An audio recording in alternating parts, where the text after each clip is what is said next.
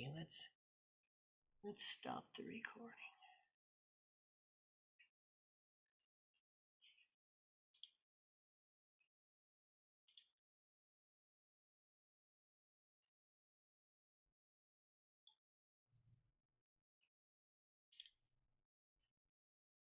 If you cannot hear my voice, select a different microphone.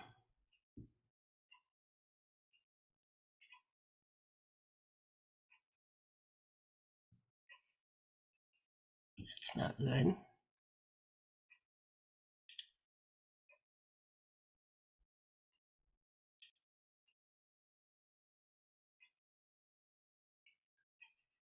Can you hear my voice? Uh-oh.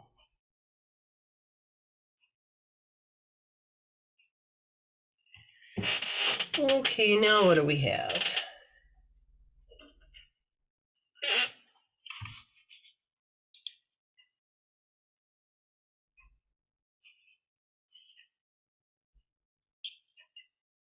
Can you hear my voice?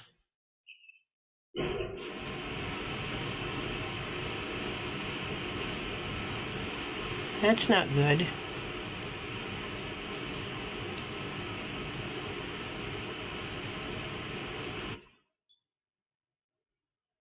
I had this happen one other time.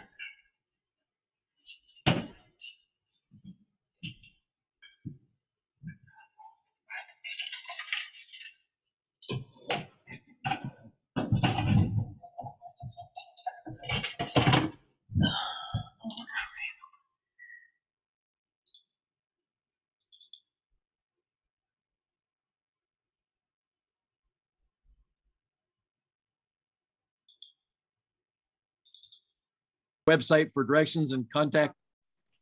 Oh, you want to wait, Arliss, on the recording? Oh, okay. Yeah, well, presentations are available on YouTube.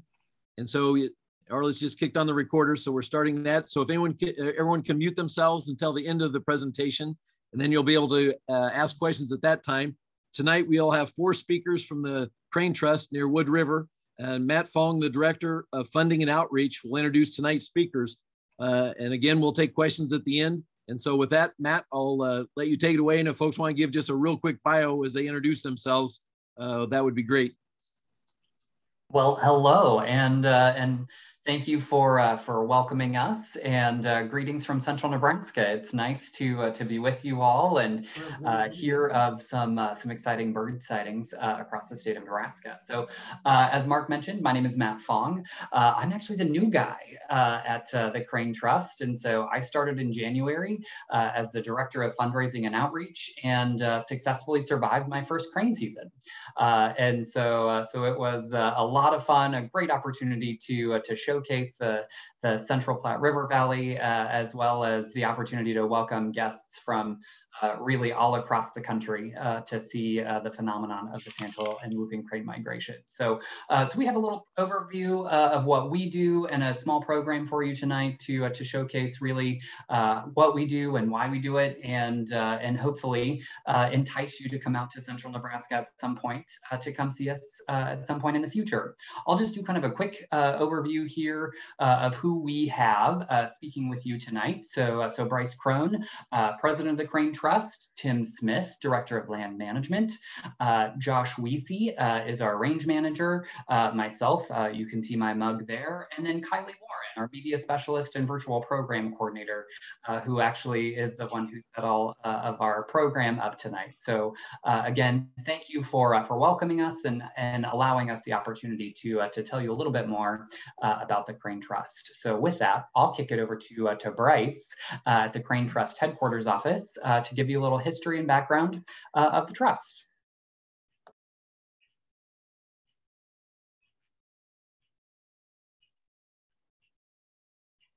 I don't know where he is. He's supposed to be with her.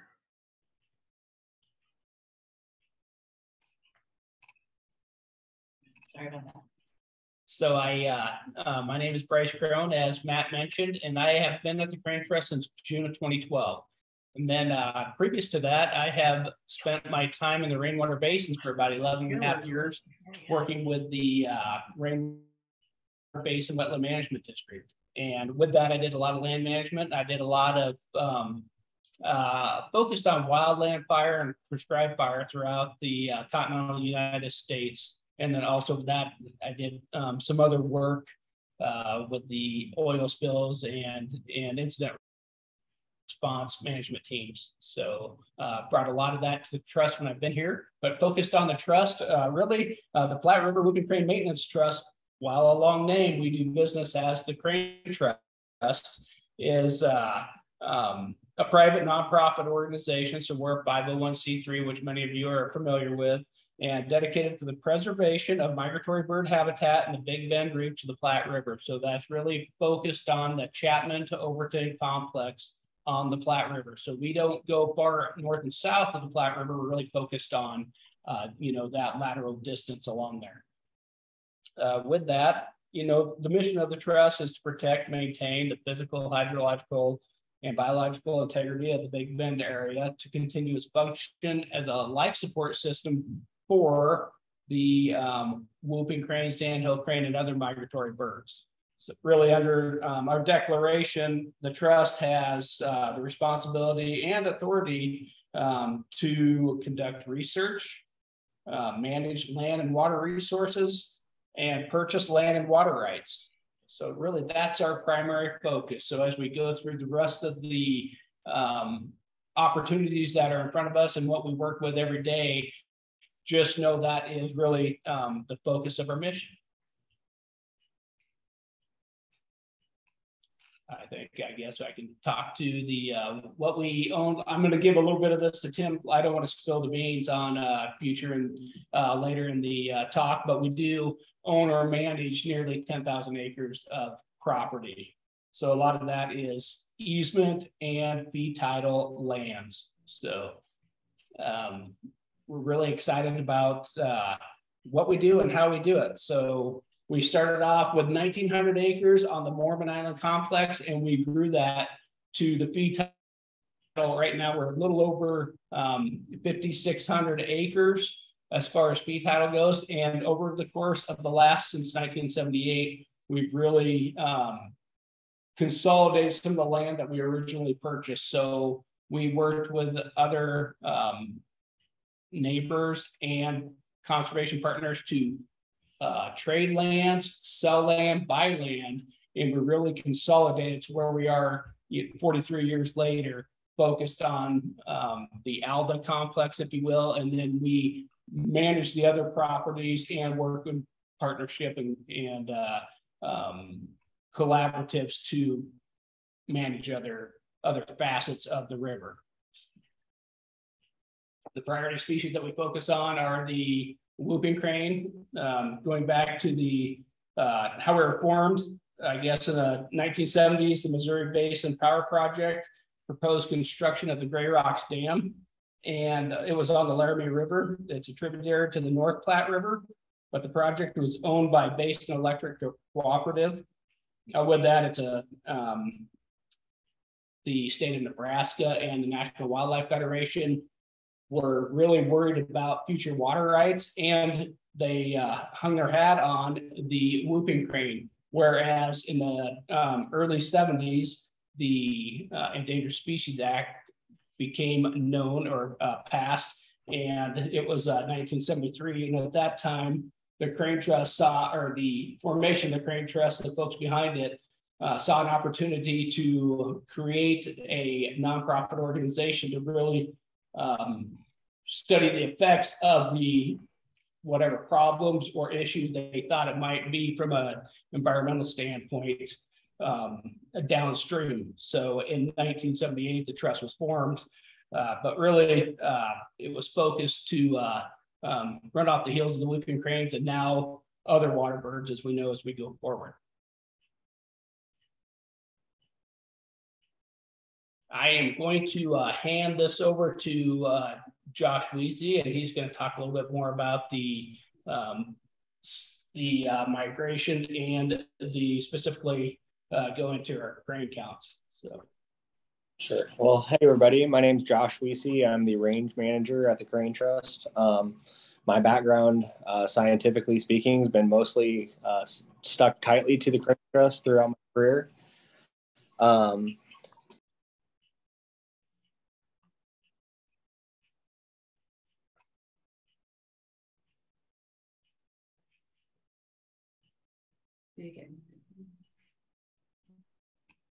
Josh, did we hit mute?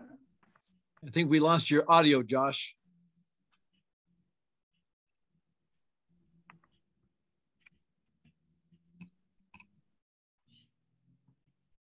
Josh, we're not getting any sound. Well, I will pick up on behalf of Josh as he regains his audio. Okay. So as we realize we're in the hourglass or the pinch point of the central migration, we're really focused on the protection of critical habitat, as we've discussed for migratory birds focused on the whooping crane.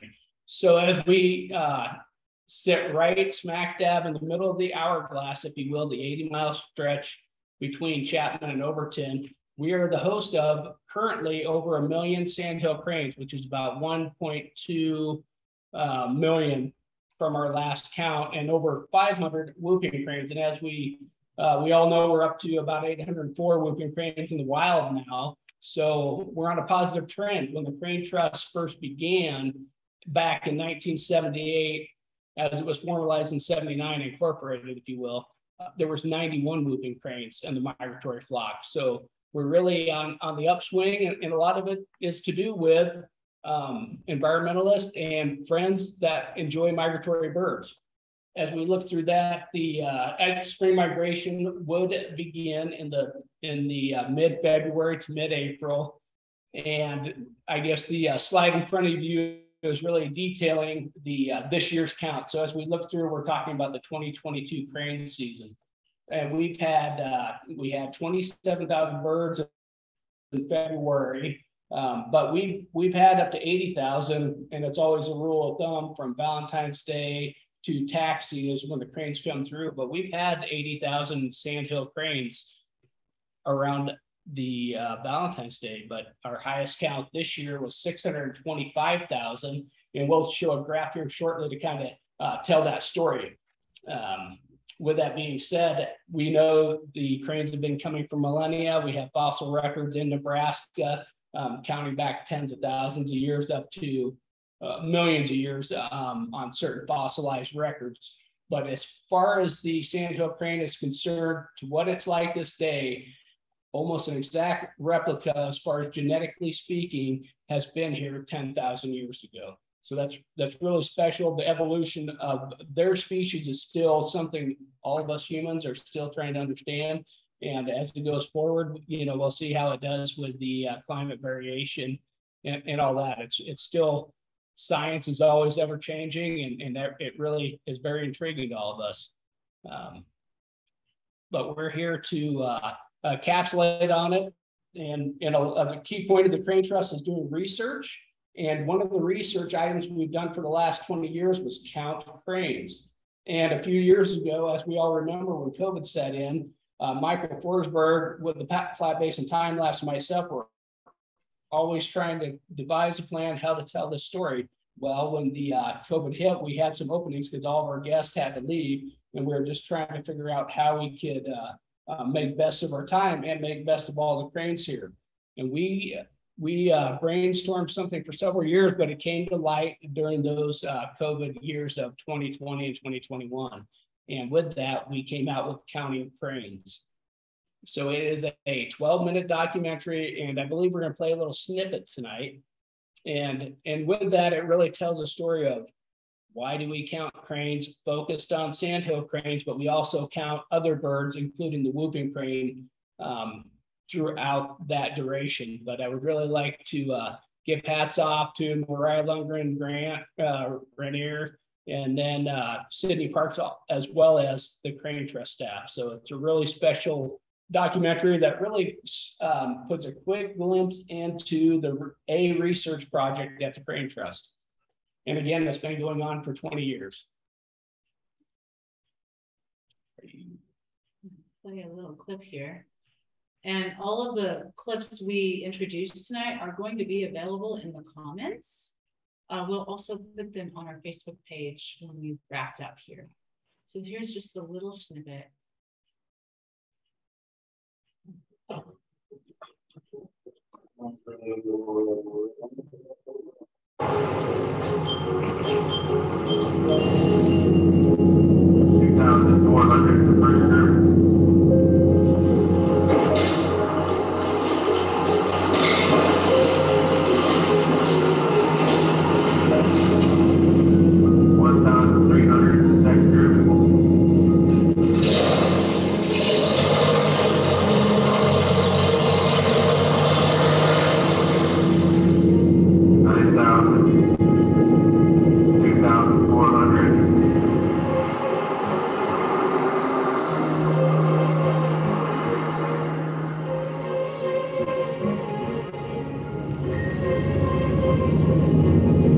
Everybody ready?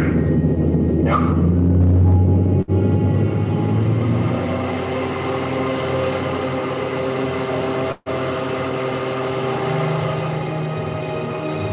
$15,300 sandhill cranes. Starting to roost 2 trumpeter swans. I got 2,000 darkies. I got another 5,600 sandhill cranes starting to roost.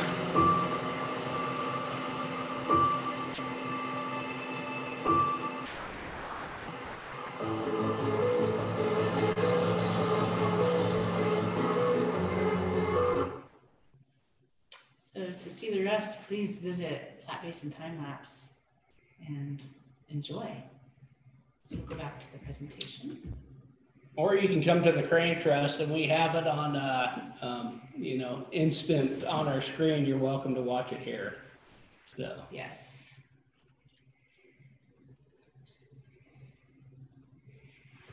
And watching that, as we say, the 80-mile stretch from Chapman to Overton, I would be remiss to say that we are actually based out of Wood River, as Mark mentioned, but it is the Alda exit 305 on Interstate 80. So if you would go south on the southeast quadrant from that intersection is actually where our Nature and Visitor Center is at. So that's the big signs right there. And then the headquarters office, the research campus, if you will, where a lot of our dormitory is, where we house staff throughout the summertime to do research, or we have our VIP programs. We have 3 cottages and suites that we host people focused on March, but throughout the year for other events. Is located 1.5 miles south of that location, and then back to the east, 1.5 miles down Whooping Crane Drive. So as always, we'll have cranetrust.org, and you can Google and find us quickly. So when I was referring to a graph of peak numbers, so when we fly the middle of February through the middle of April every year, and we have done this, like I said, this will be on 20 years, and that's why we published this data here recently. You'll see week 1 this year, 2022, being that 27,000 count, and we've had upwards of more sandhill cranes at that time. It just, as you all know, depends on water and climate. Does that move that migration? Several factors there. But the peak at the Crane Trust, if you could go back to that, please. Sorry about that. If you could go back to that that March 14th week, the actual peak of the Crane Trust was 534,000 in front of our viewing blinds. So when we say the peak of 625,000 occurred, it occurred in the stretch, the 80-mile stretch from that Chapman to Overton complex. So as we transition to those numbers, we actually leveled out with birds in front of our viewing blinds because we couldn't fit any more in our bridge segment, which is a lot of the time the same comments that the Audubon Sanctuary at Rowe, we'll have a lot of the same conversation. Depends upon the period of the week of migration. The folks that do a lot of conservation habitat work, being that disking, fire, some of the stuff Tim will think about, holds more birds.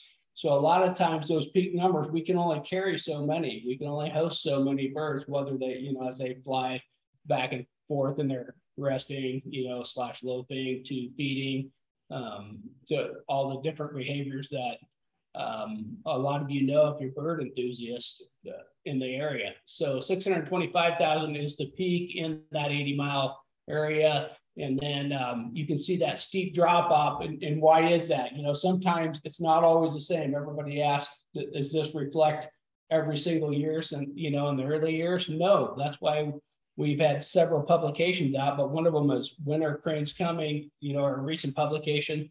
They're coming earlier, they're staying longer, that, and the numbers are higher. So there's a lot to that in the reading and the research, but that's the beauty of research. It's adaptive, it's ever changing. So it's always exciting to see what comes next, even though if you hit something special, you never know if the next day will break that record or will, change to something that's not as much fun to talk about. So going on to whooping cranes, we mentioned 500 whooping cranes in the population. It's really increased since the Crane Trust was formed, as I mentioned earlier, and we're excited. What's different? What's special about 2022? Well, we're going to talk a little bit more about the fall of 21. Is what's exciting about it. So in the spring, we have, as mentioned, 33 individuals this year, and that's in front of our viewing blinds. That's a lot of that is what either the public or the Crane Trust researchers saw. But I believe if you go to the next slide, we'll really hit on some of the neat projects in its research, but its citizen science, I think, is the engagement point to what we're talking about, the Whooper Watch program. And it really, anybody that's traveling through from around the world that comes into the Central Platte River Basin sees a whooping crane, or as it goes north and south, but we get a lot of phone calls to a certain number. So the Whooping Watch number, ironically, it's my cell phone right now because we're a small nonprofit dedicated to a larger picture. And we have to sacrifice some cost at times, but we also have the U.S. Fish and Wildlife Service, which is housed out of our Nature and Visitor Center. The Ecological Service office is for the U.S. Fish and Wildlife, and the Partners for Fish and Wildlife is officed out of our nature center. So with that being said, there's a contact there, Matt Raby, with a number that's on your screen. Those two numbers really field most of the calls, and then we follow up on those calls. So as we go through that, we ask, location. We also number of birds, all the research, typical questions you ask, and then making sure that you stay within a quarter mile or more buffer to that bird. We don't want to get up and spook the cranes. But we take that data, and we also have a public use database project we're working on right now too. But it engages the public to watch out for whooping cranes. So we hear about a lot of pelicans, we hear a lot of greater egrets, we hear a lot about swans, and occasionally there's whooping cranes. And we all know it's exciting when it turns out to be identified correctly, and but it's a lot of enthusiasm from the public. So I just love that engagement. Going to the point of the fall of 21, so it's November 2nd, I believe, is when this picture was taken, and one of our volunteers and a school teacher from Grand Island, Colleen Childers, happens to be, as we know, a good friend of the Crane Trust internally. And then we also had Eric Fowler from the Game and Parks in the area, and he came and took some photos. So if you see a live photo of this was from Colleen Childers. But as you know, Eric is great with the camera as well and has some fantastic photos of it. But we had 46 whooping cranes. Now, if you call me out and count these, there's only 40 in the picture, and there's 6 offside. But it was the largest flock of migrating whooping cranes in the continental United States at one time at the Crane Trust. And this is right in front of our river camera, ironically. So a lot of made me feel good on sometimes when we think too hard and placement of things works out. It does make me and the team feel really, really proud of our due diligence at times. So we captured on a photo, not just hearsay and written down, a record breaker, if you will. So it's really exciting to see this unfold, but it's part of a larger story. We work with Flat Basin Time Lapse and Michael Forsberg working on a larger story. He had a large group of whooping cranes in Canada and has a photo of it. As they came down just a week later, some of the identification, some of the bands on those whooping cranes are the same ones. So we can, in time, tell that story and tie all those photos together. So we're really excited about the future of it, but just having that happen here is rare, but we're really proud that it happened here. And it goes back to why did they create this in 1978? And then we were incorporated in 79. It might have been because of this. It's always what the folks did, before you, the lay of the work that you're doing now. And I think as a team, we're doing great things, and we hope to pass that on to future generations. But this picture tells so many testaments. That land is protected by an easement that you're looking at. If you start at the top of the screen and work your way through, cranes are finding a way.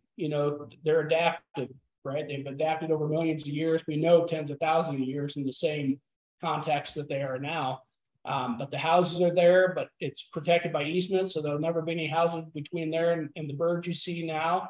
It's it's an agricultural easement. We did a lot of slough restoration, so we took the trees out that were there. We put in a slough. We redug an old channel of the river, i.e. the slough.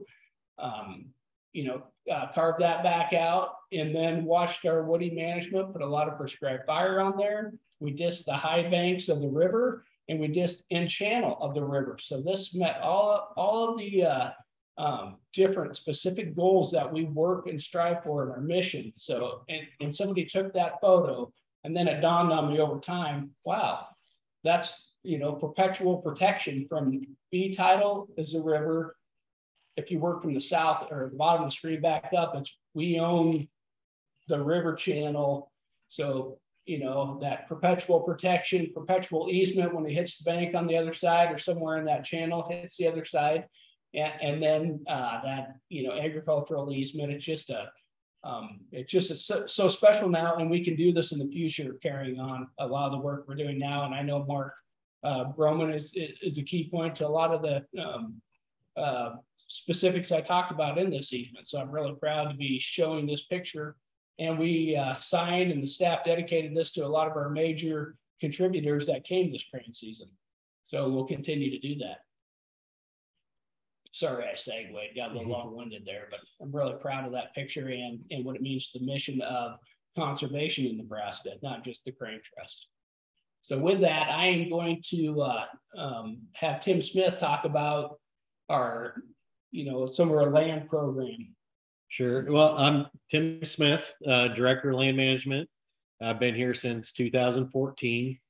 Before then, like Bryce, I did a little work with the Fish and Wildlife Service as biotech with the Rainwater Basin Wetland Management District. And then I worked as a habitat specialist with the joint venture for 4 years before I came to the Crane Trust.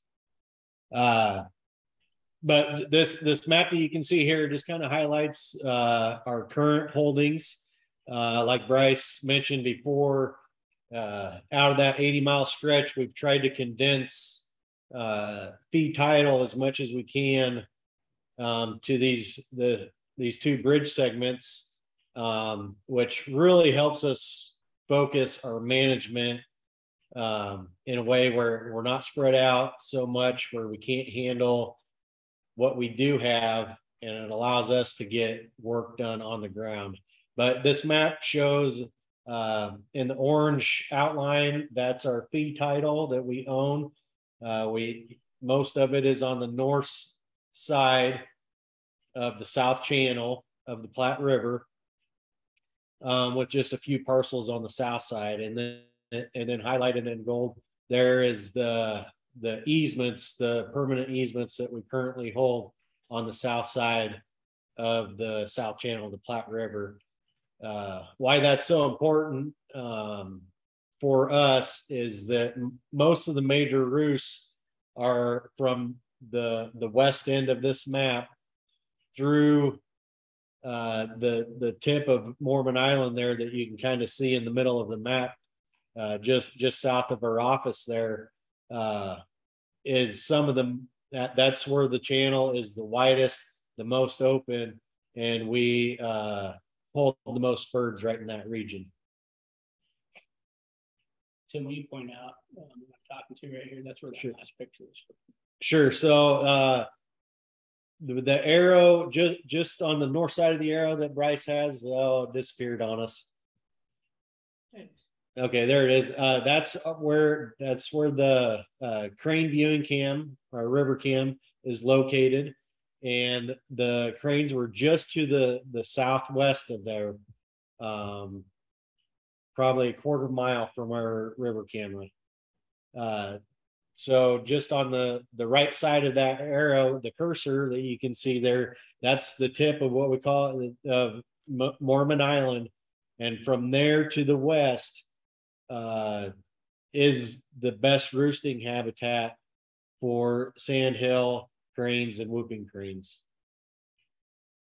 Not the only roosting habitat, but some of the best we have due to the wide open channel. So land management, so you can see the natural habitat for the Platte River and the surrounding landscape was formed over millions of years, and we can't replicate everything that happened historically naturally, but we can try our best with human intervention to make things as close to historical representation of the Platte as we can. And we do that several ways. We disc, we use prescribed fire, we control invasive and noxious weeds, a lot of different tools that we use. This video here shows some of the disking that we do on some of the vegetated islands, and on the left side of your screen, that is the tip of Mormon Island we were just showing on the map. So we're very close to where the whooping cranes ended up using, and this was probably 6 weeks before they showed up. That was this tractor disking this accretion ground right here. One reason why we do that, one is we don't want woody species to get established, take hold on those islands and any accretion ground, and just become a dominated by forest habitat. We want that wide open landscape, and we want to keep it that way.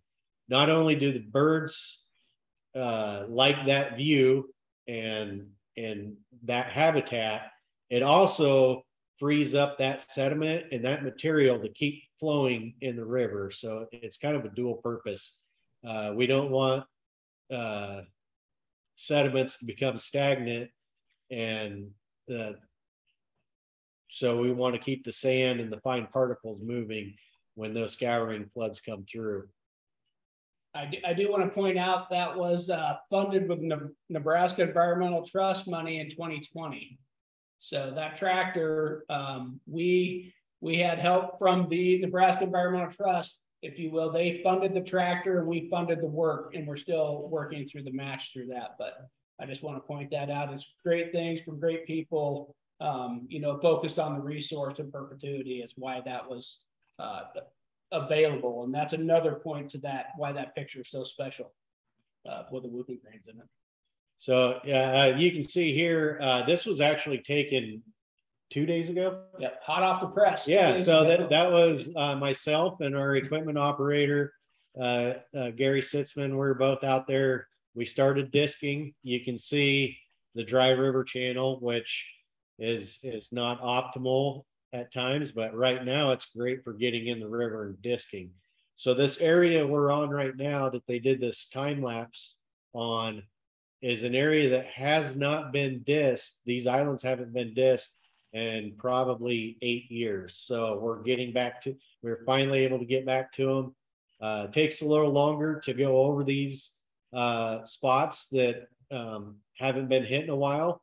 But with the conditions that we've had in the last year, one thing here that I noticed is that there was a huge cottonwood flush that we're disking down. So a lot of little cottonwoods that were about 6 to 8 inches tall that would have probably been about 4 to 5 feet tall next year if we didn't hit this at this time.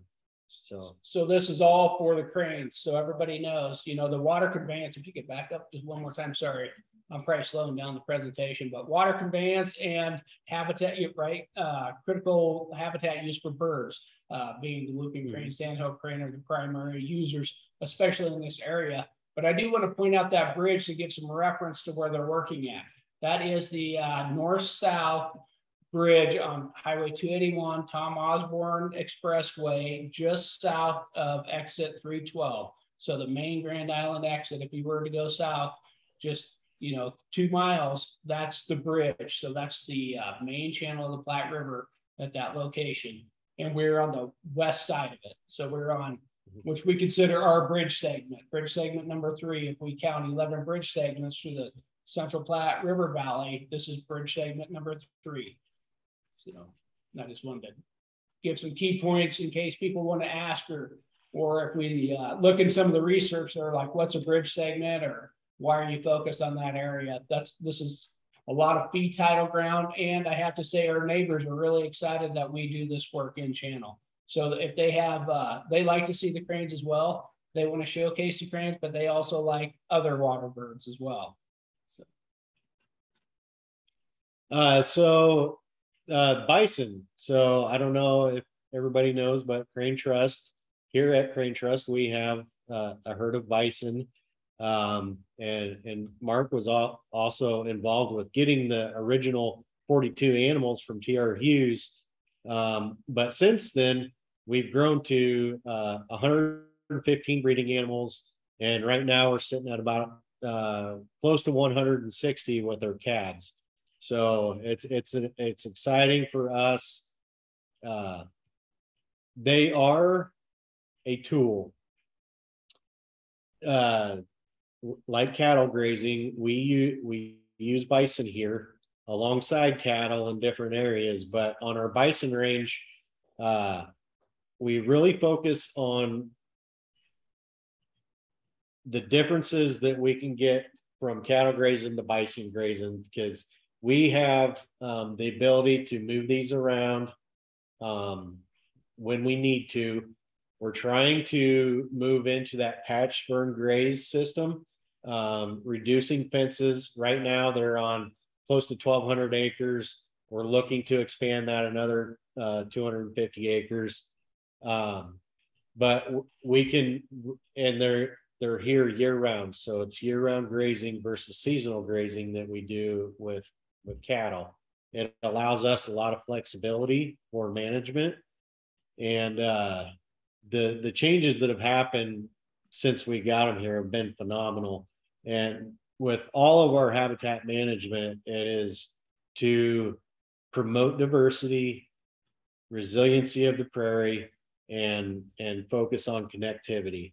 So these guys have allowed us to, which doesn't make a lot of sense to some, but we've actually been able to remove a lot of fences. A lot of our cross fencing that we had, we're able to open up larger pastures. We can move them around with fire, and just the diversity that we've seen, the improvement in diversity, I should say, in the last 5 years has been tremendous.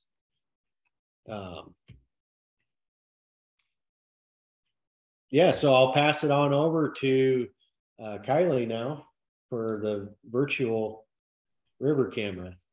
Hello, everyone. Thank you so much for joining us. I've been helping Crane Trust with their virtual since last spring, and I'm so excited to be here. My background is in media, and I have been chasing cranes since 2008, so this is just kind of a dream come true for me. The Crane Trust has several virtual cameras that we have on the riverbed, and they allow us to do several things. They allow us to give members a live look at what's going on at the trust.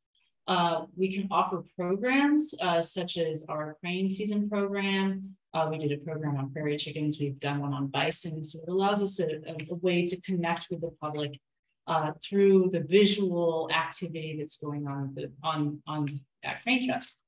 It also provides observational scientific data by way of video and audio documentation and recording. And I'm just going to click on this really quickly. If I can figure out this mouse.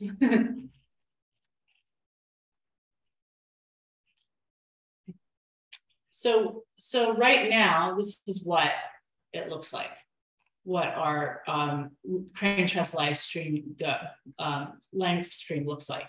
And you can control it with an app, which I have on my phone, and I can zoom in and out. And earlier we had 4 blue herons on there, but right now I think they've gone to take a nap. So what you'll see here in a minute is that zooming out. And the cool thing about our crane camera is the fact that people who are unable to get to the trust, say for crane season, maybe they have health issues or there's been a weather issue or a transportation issue, we can show them what's going on the river from the comfort of their own home. So this has been another way we can reach people, and maybe even unsuspecting people who may very well one day fall in love with cranes. Our virtual crane tour last year had 4.8 hours of watching and 980, almost 1,000 unique views. And you can see through that engagement number that people do really key in and want to talk to us through this format. It's been a really great tool for us. I do have to say that Jane Goodall tunes into it too. It might have been because I texted her on the side and gave her the link, but she is very appreciative, especially when she was locked up, as she says, in England. It's wonderful to be able to get be tied to the cranes on the Platte River. So we had virtual prairie chickens, as well as, this was just right off the back of crane season. It provided footage of morning and evening lek. And it educated viewers about the chicken lek, which many people don't even know that Crane Trust has a chicken lek. So this is a very exciting thing that we could bring again to our members. It is a scientific lek, so we don't have tours out of it. But this is one way to show them, the activity of prairie chickens without disturbing the chickens with tours. It also, the virtual program also allows us to blend this live footage with pre-captured footage. So for example, for this program and for the Bison program, I went out and pre-recorded much of what you saw, but then I was able to switch to the live camera as well.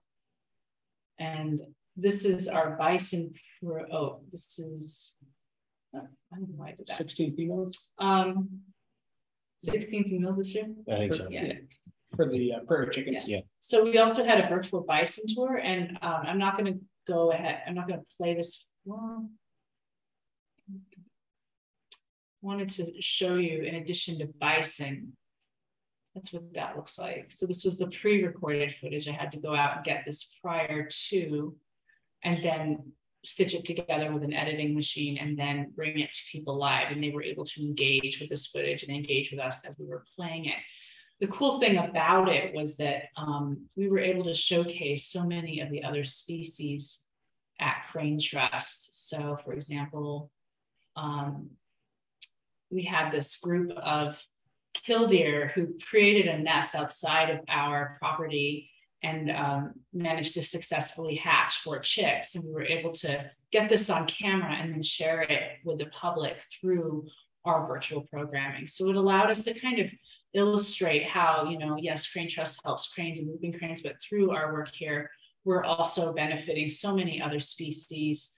The bison create wallows that creates rooms for birds to come and find seeds and nutrients that they can then go on and have these chicks.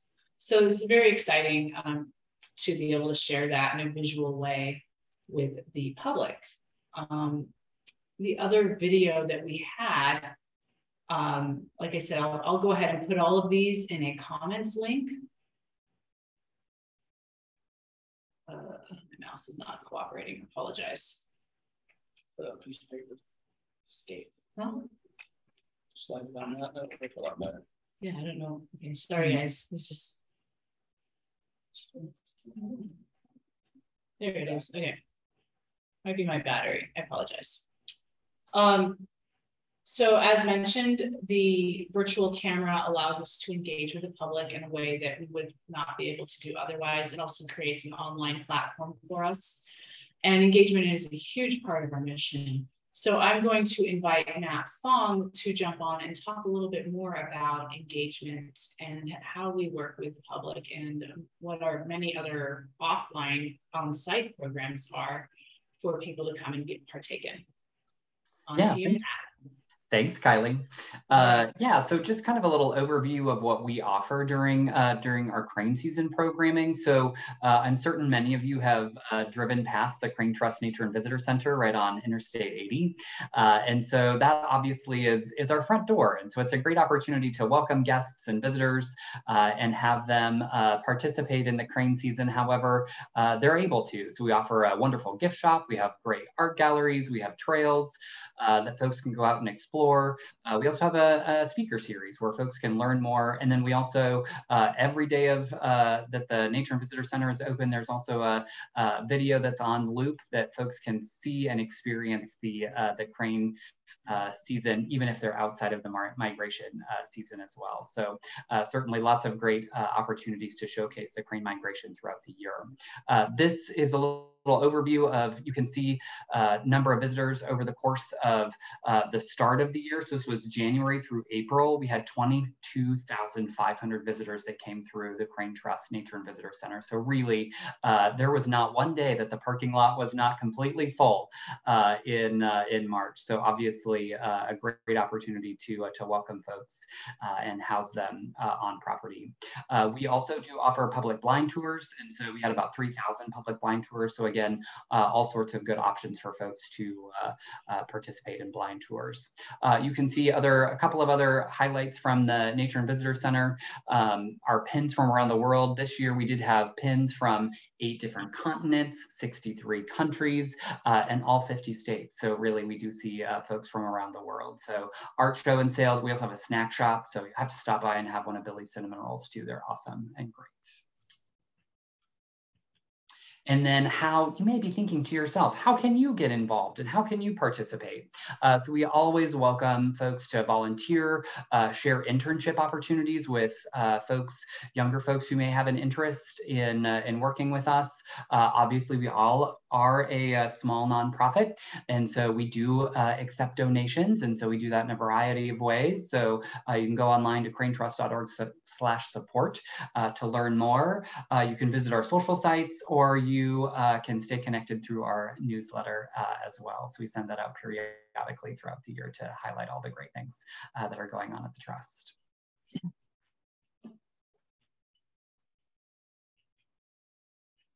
Back to you, Kylie. You can finish us up. Thank you, everyone. And thank you, Matt, for that amazing information. So one of the things that I think is so fascinating as a visual storyteller is that the Crane Trust is really a story of success and conservation. And at a time when we need more success stories, one of the things we've seen, thanks to Crane Trust work, is the increased number of cranes every spring. Obviously, the increased number of moving cranes using the river in spring and now in the fall, with that wonderful discussion that Bryce brought to us in that image.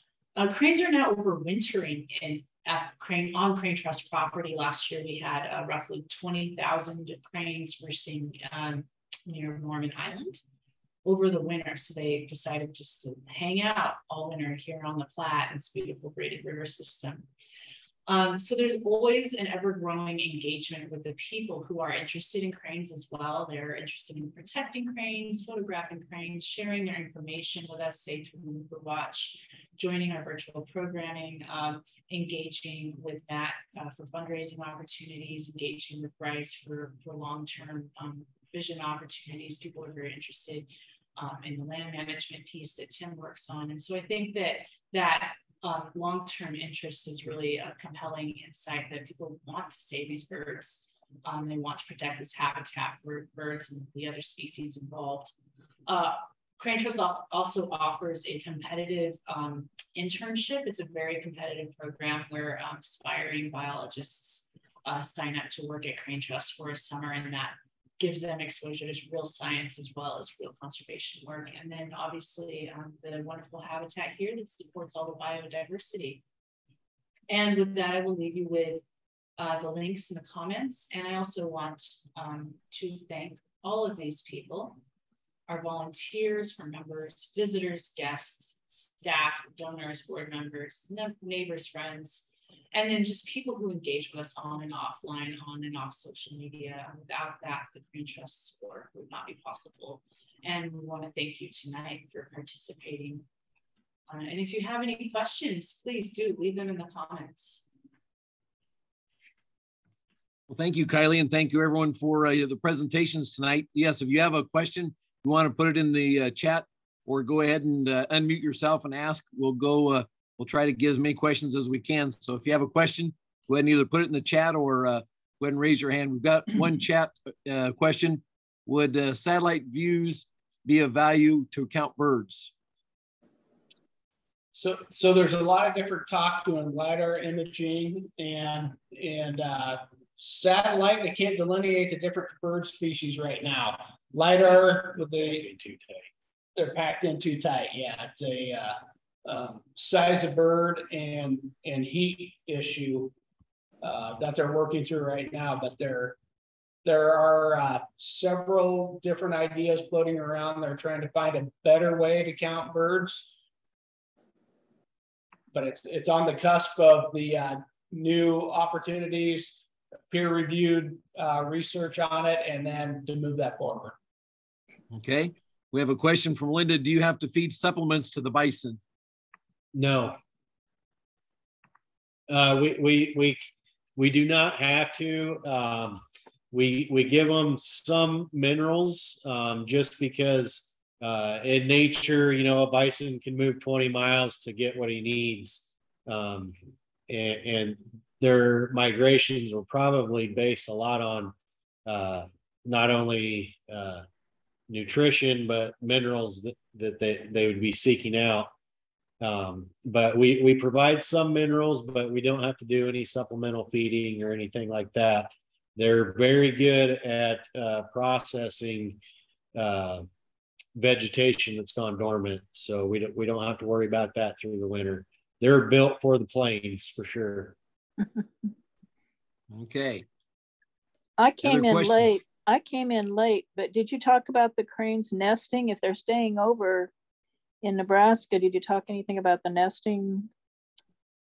We have not. That's a great question. So we do know there was a successful nest up in the Niobrara, northern Nebraska, but we have not had any in the Central Platte River Valley. We did have 4 different groups this year that were pairs in the month of June, and we kept watching them and following up. As we did 2 years ago, we had 2 pairs that looked like they're building and nesting, but there was no clutch involved, and abandoned nest is all we could tell. So a lot of times the cranes that stay around in the Central Platte River Valley, a lot of them are sick or injured that never made the migration. But when they're paired up for several weeks in a row, we do, after public sightings reports or our own internal reports, you know, continue to follow them until we can't find them any longer. Do you have very many that die? Because they seem to come in with the darn storms sometimes and stick around. Even that one year when Carney lost the roof on the library at the university, I came home from Phoenix and there were still birds around with all that ice and stuff. And I thought, how in the world, what happens to them in those storms? Go ahead. No, so they're very hardy birds, and like the bison, they're adapted to a lot of the weather that happens during spring migration. We do, of course, occasionally we'll find dead birds, but when you have over 500,000 birds stopping in one place, it's bound to happen. So we luckily, you know, knock on wood, we haven't had that catastrophic event that has impacted large numbers of birds. But we have had, you know, individuals that we found before, but still the largest threat to sandhill cranes and thus whooping cranes or other large bodied birds are the power lines that we've documented. Okay, someone asked if the prairie chicken leks are on trust land. Yes, they are. We are home to some leks on our property, but we don't have public tours available for them because there's not that many.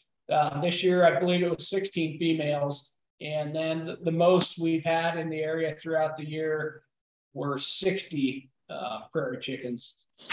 So they do still, we do notice them migrating from the hills to the north of the crane trust within 20 miles either way. We do see a lot of movement of the chickens, but no. Okay, and Kylie's posted the links on there for everyone in the chat. So if you want to copy down or copy those links, Kylie's put them on the chat there. Other questions? We do hope to continue the live streaming of those links in the future as well, just so you know.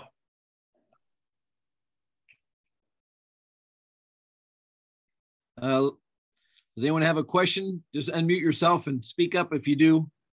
No, so I was just going to say, Mark, I think that prairie chicken lek is a great idea because I don't know if I've never heard of another one existing. In the Central Platte, I mean, it's a special lek, yep, for being on the in the Platte River Valley. Yep. I was very much involved in that stretch of the river in the 1970s, and I can say with some confidence that there were no prairie chickens on those lands at that time. And, you know, ironically, they found the place after you guys have continued and gals have continued to improve it. It is a special, you know, one of those key indicator species of quality prairie.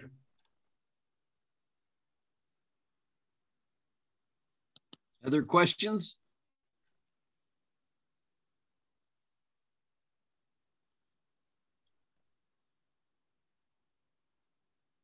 Well, I'm not seeing any other questions, but we really appreciate the time you folks took tonight. And we've all kind of had an interest in what's been going on out there. So now we know a little bit more about not only the birds and the habitat, but the bison also. So we really appreciate what you're doing out there.